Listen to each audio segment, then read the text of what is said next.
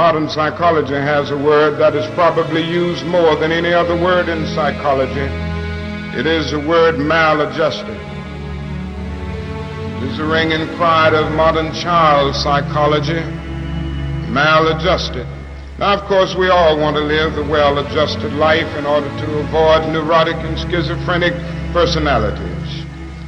But as I move toward my conclusion, I would like to say to you today, in a very honest manner, that there are some things in our society and some things in our world which I'm proud to be maladjusted. And I call upon all men of goodwill to be maladjusted to these things until the good society is realized.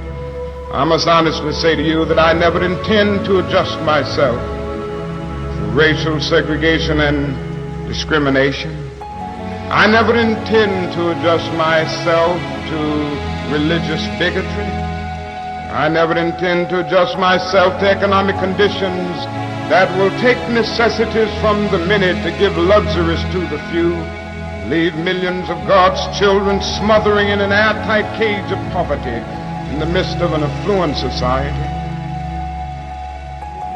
We want to live a life that isn't based on materialistic values, and yet the whole system of government and the economy of America is based on profit, on personal greed and selfishness. So that in order to be human, in order to love each other and be equal with each other and not place each other in roles, we have to destroy the kind of government that keeps us from asserting our positive values of life. Now, fear is going to be a player in your life, but you get to decide how much. You can spend your whole life imagining ghosts, worrying about the pathway to the future, but all there will ever be is what's happening here, and the decisions we make in this moment, which are based in either love or fear. So many of us choose our path out of fear disguised as practicality. What we really want seems impossibly out of reach and ridiculous to expect, so we never dare to ask the universe for it. I'm saying, I'm the proof that you can ask the universe for it. My father could have been a great comedian, but he didn't believe that that was possible for him. And so he made a conservative choice. Instead, he got a safe job as an accountant.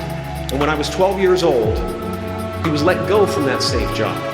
And our family had to do whatever we could to survive. I learned many great lessons from my father, not the least of which was that you can fail at what you don't love. So you might as well take a chance on doing what you love. How will you serve the world? What do they need that your talent can provide? That's all you have to figure out.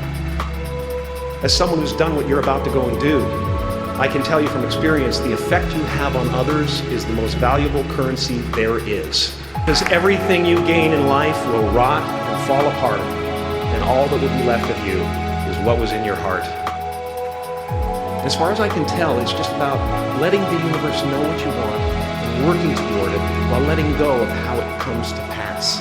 Your job is not to figure out how it's going to happen for you, but to open the door in your head, and when the door opens in real life, just walk through it. Don't worry if you miss your cue, because there's always doors opening. They keep opening. And when I say life doesn't happen to you, it happens for you, I really don't know if that's true.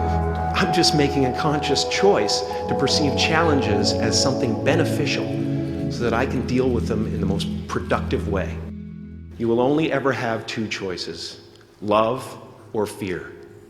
Choose love, and don't ever let fear turn you against your playful heart.